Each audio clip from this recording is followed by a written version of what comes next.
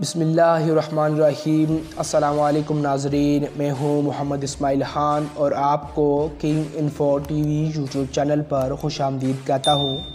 تو گائز، آج کی ہماری ویڈیو پاکستان کے خلائی ادارے سپارکو یعنی کہ space and upper atmosphere research communication organization کے متعلق ہے۔ So let's start.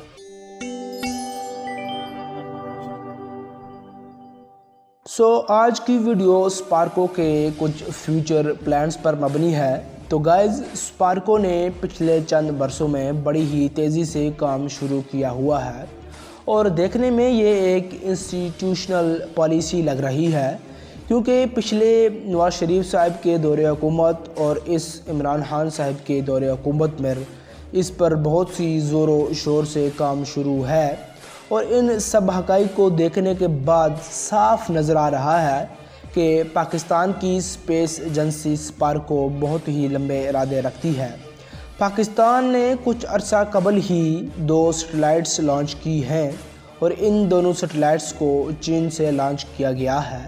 سائنس اور ٹیکنالوجی کے وزیر فواد چودھری نے پہلے ہی اعلان کر دیا ہے کہ 2022 کے آخر تک پہلا پاکستانی اسپیس میں بھیج دیا جائے گا، اور اس کے علاوہ پاکستان اپنے دوست ملک چین کے ساتھ مل کر اسپیس میں جانے کا شارٹ کٹ بھی ڈھونڈ رہا ہے۔ پاکستان نے اب تک تقریباً اپنی ساری ہی سیٹلائٹ چین سے ہی لانچ کی ہیں، کیونکہ پاکستان میں لانچنگ پیڈ تعمیر کرنا اور اس کے بعد سیٹلائٹ لانچنگ پروسیس پاکستان کو بہت ہی مہنگا پڑے گا۔ اور آپ کو سپارکو کی تاریخ اور اس کے اغراض و مقاصد سے آگاہ کرتے چلیں۔ اگر آپ سپارکو کی بریف ہسٹری دیکھنا چاہتے ہیں تو اس ویڈیو کا لنک آپ کو آئی بٹن یا پھر ڈسکرپشن میں مل جائے گا۔ تو آپ کو سپارکو کی ہسٹری کے کچھ ہائی لائٹس بتاتے چلیں۔ 1963 میں اس ادارے کو قائم کیا گیا۔ اس وقت ساؤتھ ایشیا میں یہ پہلا ادارہ قائم کیا گیا تھا، اور امریکی خلائی ادارے ناسا کے ساتھ مل کر یہ ادارہ بہت ہی بڑے پروجیکٹس پر کام بھی کر رہا تھا۔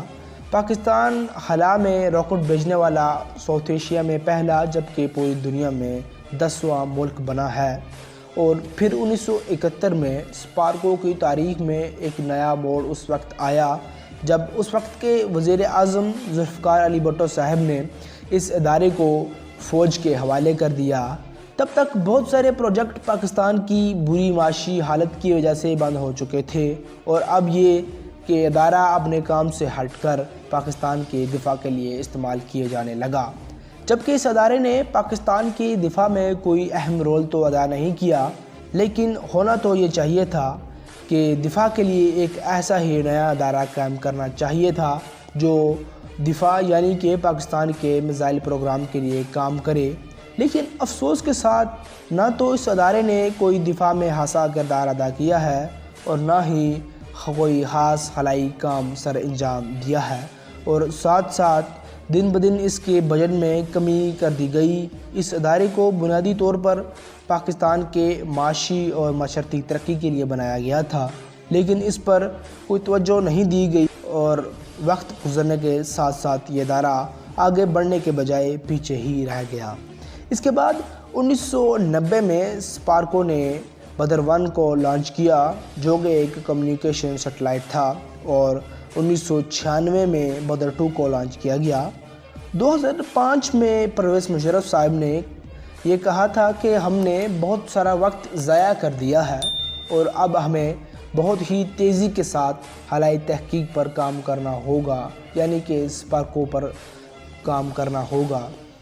مشرف صاحب کے ہی دور میں پاک سیٹ پر کام شروع کیا گیا، جو کہ اس وقت پاکستان کا سب سے اہم کمیونیکیشن سیٹلائٹ ہے، اور آخر 2018 میں PRSS-1 کو لانچ کیا گیا۔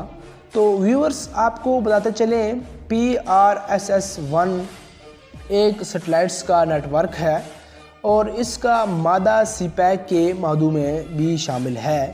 پاکستان یہ سیٹلائٹس چین کے ساتھ مل کر خلا میں بھیج رہا ہے، اور الحمدللہ پاکستان کا ڈیفنس سیٹلائٹ بنانے کی طرف یہ پہلا قدم بھی ہے۔ یہ وہ سیٹلائٹس ہیں جو نگرانی کر سکتی ہیں بلکہ وہ وقت بھی جلدی آ سکتا ہے کہ پاکستان سیٹلائٹ گائیڈڈ میزائل بھی بنانا شروع ہو جائے۔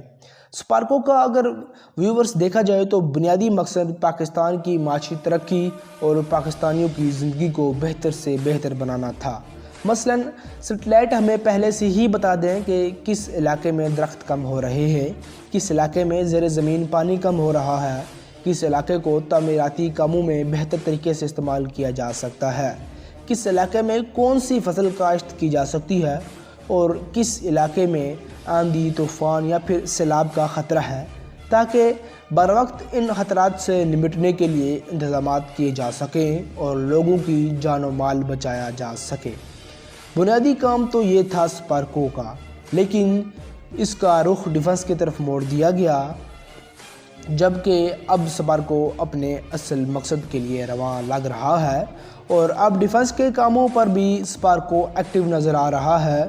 اور اب بھی اسپارکو کے سامنے سب سے بڑا مسئلہ بجٹ کا ہے۔ ویورز آپ کو بتاتے چلیں کہ اسپارکو کا بجٹ تو اتنا کم ہے کہ ناسا کی ایک دوربین بھی اسپارکو کے بجٹ سے زیادہ مہنگی ہے، لیکن بہرحال ادارہ اپنی منزل مقصود کی طرف رواں ہے اور امید ہے کہ مستقبل میں ادارہ تیزی سے ترقی کی راہیں عبور کرے گا اور پاکستان کے لیے اسی طرح دن دگنی رات چگنی کام کرتا رہے گا اور پاکستان کا نام روشن کرے گا۔ تو ویورز امید کرتے ہیں ویڈیو پسند آئی ہوگی، پسند آنے کی صورت میں اس ویڈیو کو لائک کر دیجیے گا۔ ملتے ہیں ایک نئے ویڈیو کے ساتھ، تب تک کے لیے اللہ حافظ۔